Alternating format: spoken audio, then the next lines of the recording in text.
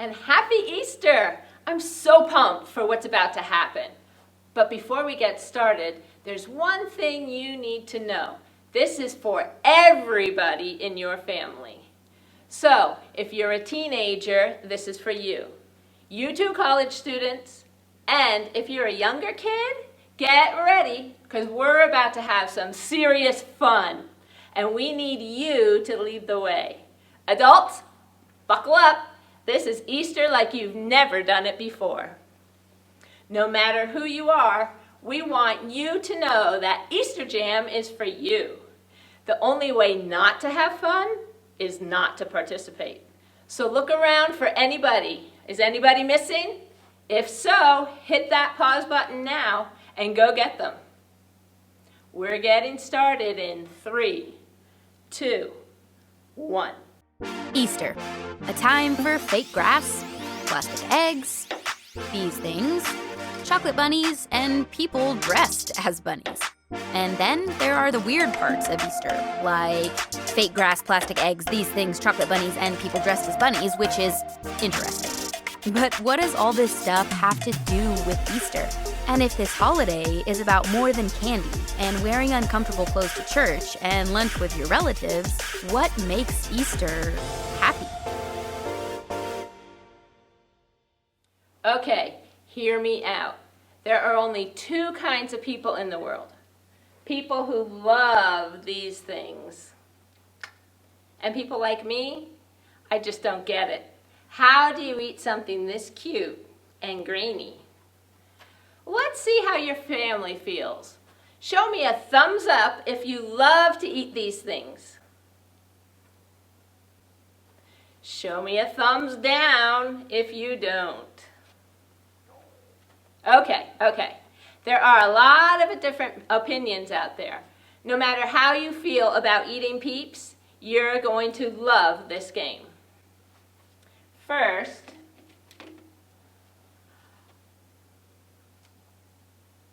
divide the room into 2 teams. Next, take 2 Peeps and assign them to a team. If you don't have Peeps, a big marshmallow will work. Team A gets Peep A, and Team B gets Peep B. You can come up with cooler names like Lord Sugarcoat or Sir Sprinkles. You get the idea.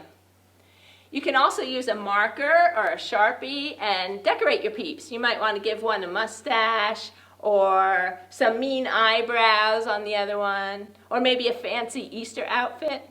Let your creative juices flow. Make these Peeps your own. Your family is going to face off in the greatest Peeps jousting competition of all time.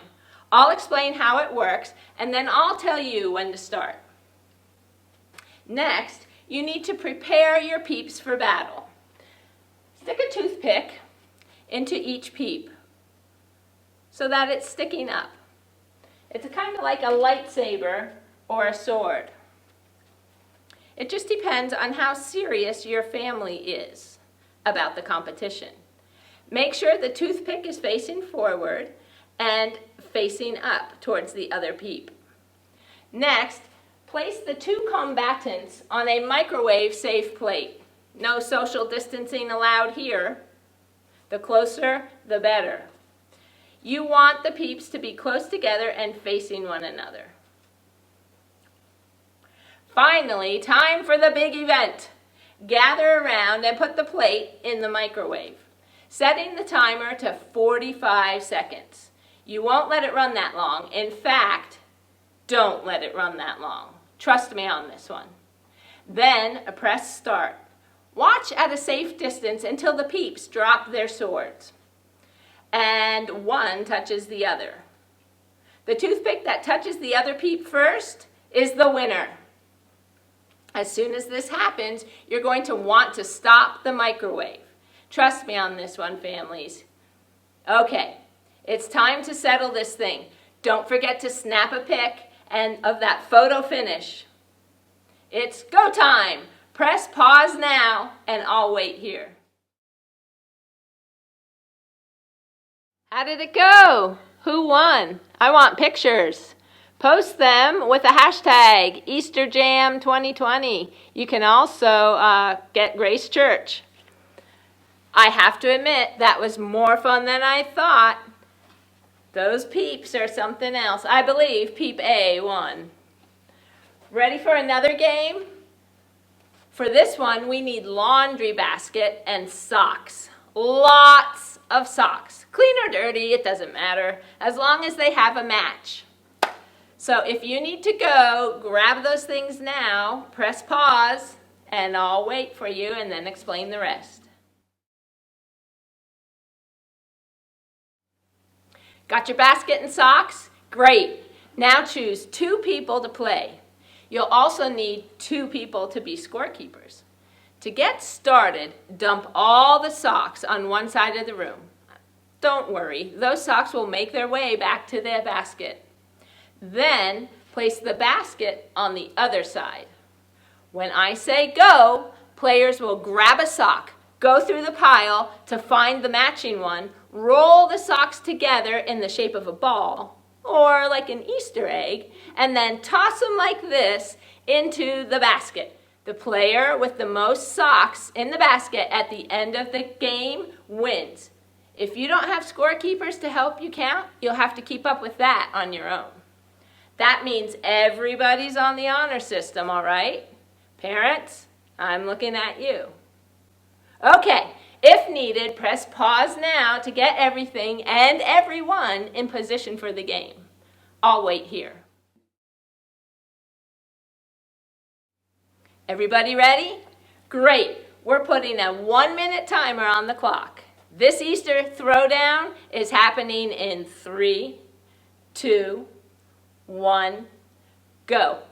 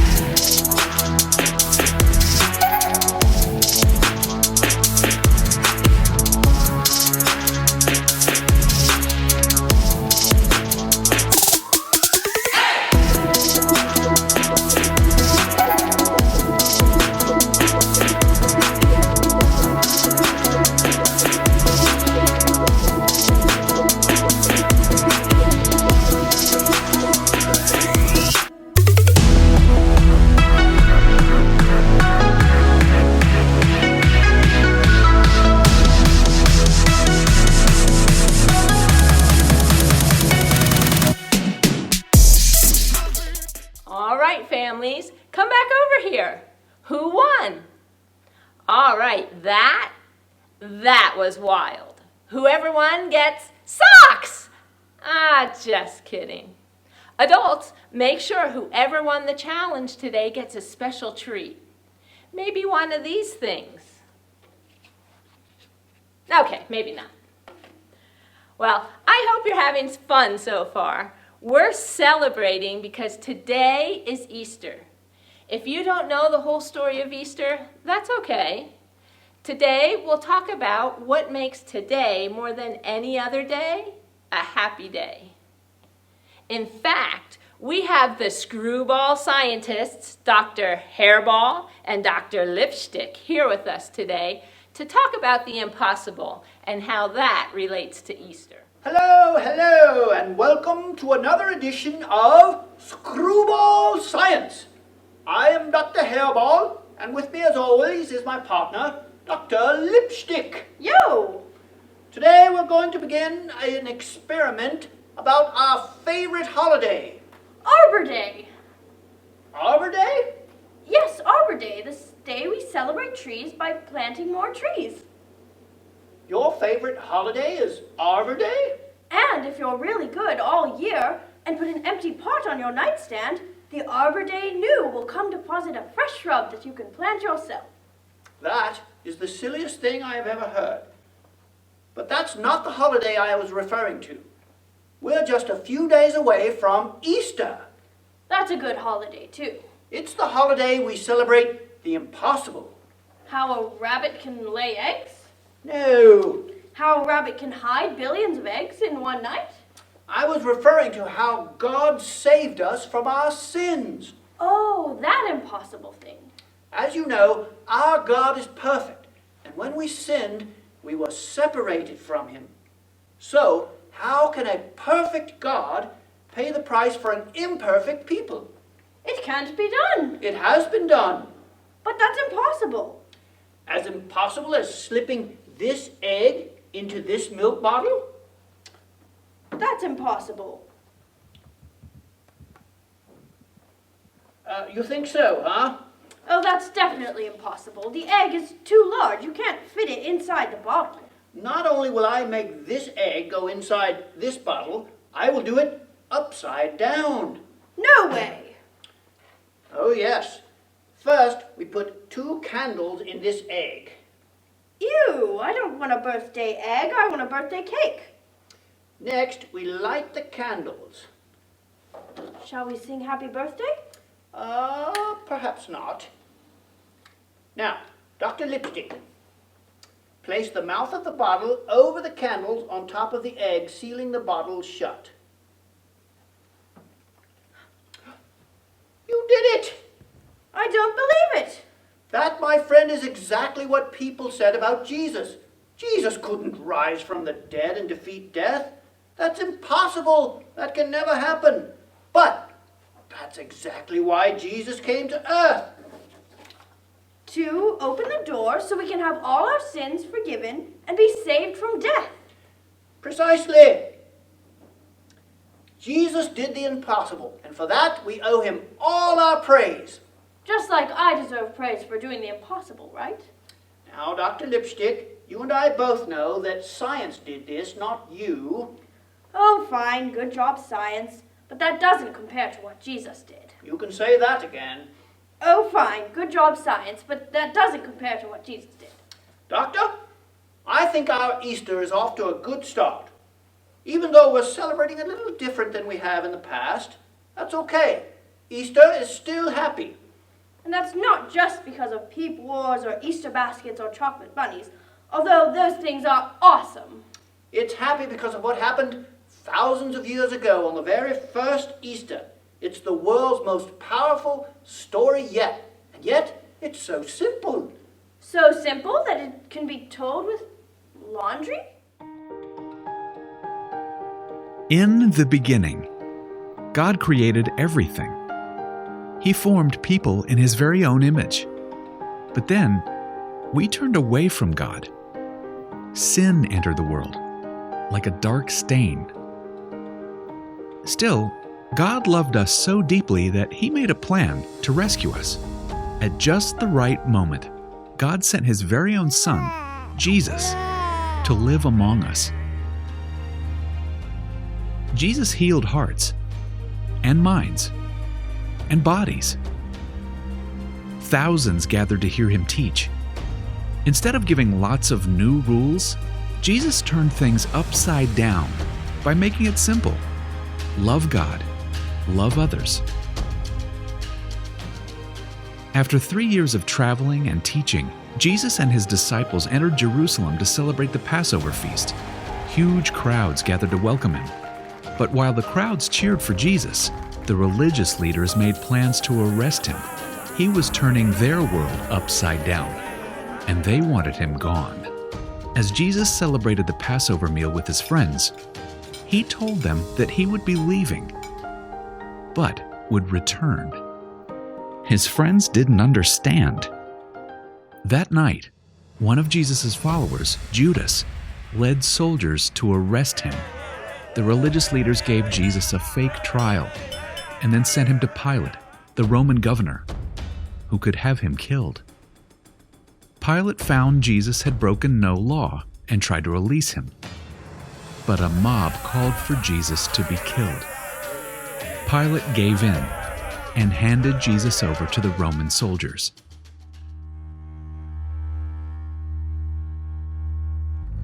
Jesus was forced to carry the heavy beams of his own wooden cross.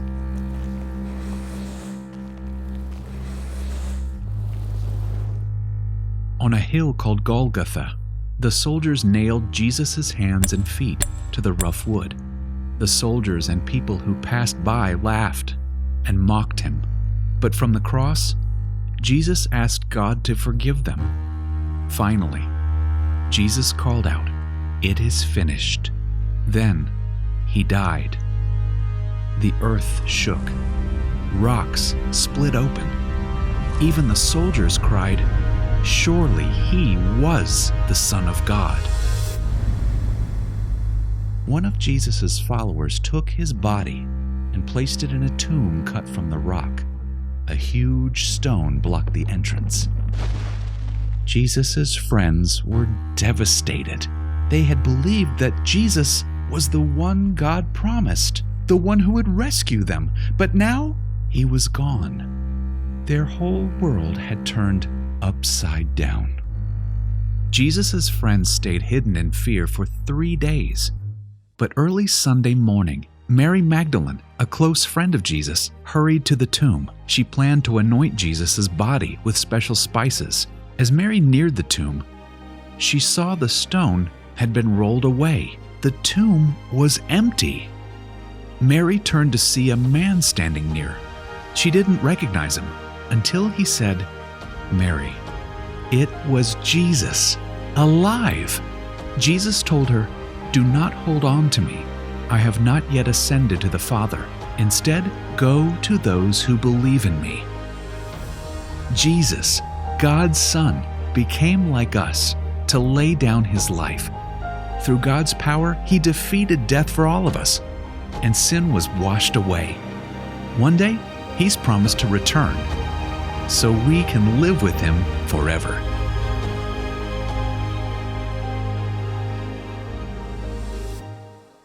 Wow, I hear that every Easter, and it always amazes me. I mean, God sent Jesus to the world to remind me that he is greater than anything that can go wrong in my world.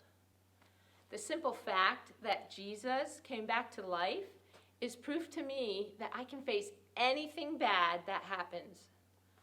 I like to think about it this way. I can because Jesus is alive.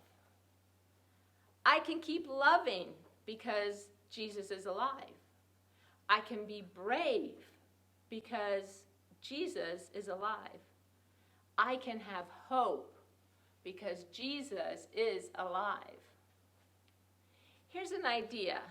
Take a few minutes and add to the list of things you can do because Jesus is alive. Answer this question as a family. How would you fill in the blank? I can because Jesus is alive. Pause the video while you discuss this, and when you're finished, meet me back here.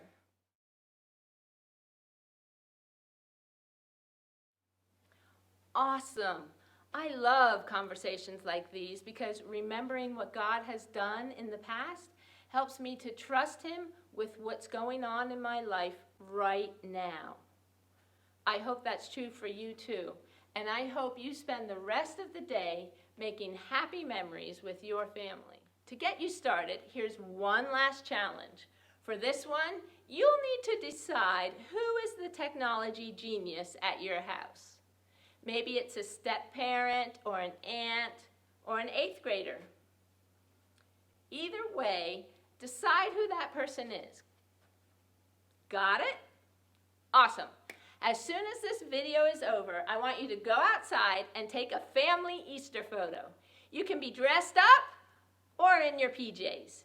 It can be totally normal with smiling faces or silly with one of those filters that turns your face into a bunny rabbit. No matter how you do it, take a family photo and make it awesome. Then share it to social media. Remember to use the hashtag EasterJam2020 or Grace Church Allen so we can see your family's Easter style. Maybe now more than ever is the time to celebrate and remember God's faithfulness and the hope he gives us in Jesus. After all, that's what makes Easter so happy.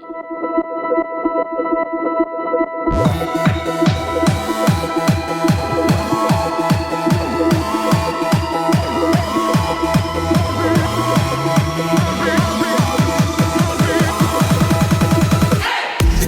day in history. Death is beating, you have rescued me. Sing it out, Jesus is alive. The empty cross, the empty grave, life eternal, you have won the day. Shout it out, Jesus is alive. He's alive. Oh, happy day, happy day. You wash my sin away. Oh, happy day, happy day. I'll never be the same. Forever I'm changed. I'll never be the same. When I stand in that place, realize meeting face to face, I am yours, Jesus, you are mine.